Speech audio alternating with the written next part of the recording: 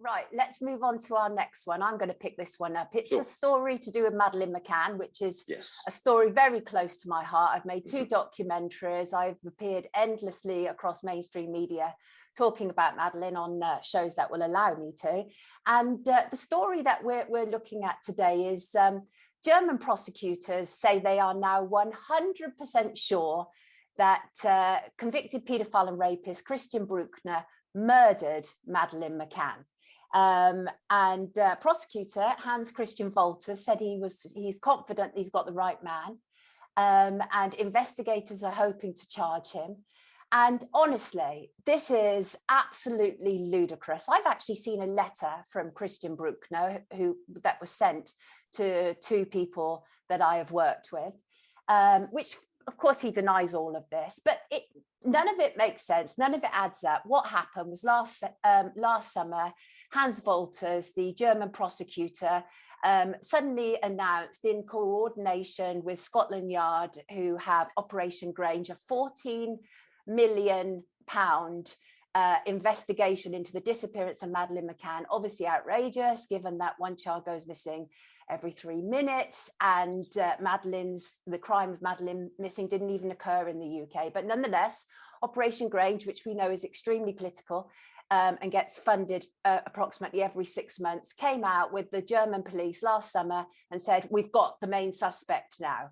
And none of it made any sense. And now we're starting to understand why, because Hans Wolters is basically saying that all they have is circumstantial evidence. They have nothing. They don't have any forensics. They don't have any sort of visual or imagery, and it's all circumstantial. And actually, my take on this, Scott, is because Madeleine McCann is the world's most famous missing child, I believe that the German police leapt on this because not only do they clearly loathe and despise Christian Bruckner, and with good reason, he appears a thoroughly disgusting individual, but nonetheless, don't try and hang on him something that he potentially didn't do. And there's many reasons to believe that he didn't do it. And I think that the German police were just looking for a slice of the publicity pie, frankly.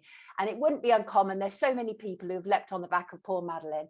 And so I sort of implore people that when there's this whole idea that the main suspect has been caught and is going to be charged, look a little bit more deeply into it, look at what's really being said. And the headlines, I mean, newspapers have routinely used Madeleine from whichever angle they can in order to be able to sell. So I'm not impressed. I don't believe them, and and there's nobody's been charged yet. So what I'm saying is not sub judice. So any thoughts, Scott? Yeah, I mean, as you said, I was looking through the statements from the prosecutor, and a statement of, we've got the guy, we're going to charge the guy.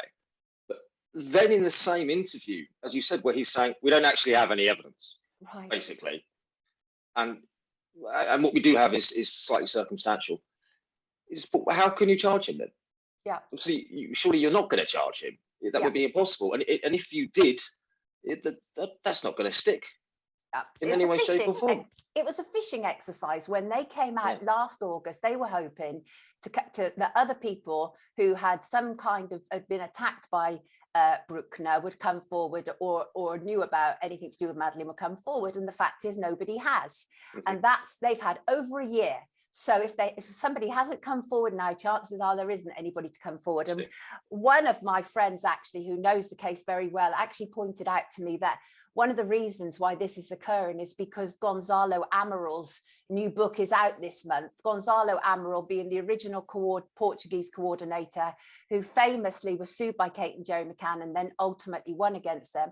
And he has a new book coming out. So chances are we're going to see much more of these sort of headlines over the coming months, because the media loathe and detest Amaral and have smeared him greatly. So we shall see. Right, let's move on to the next one.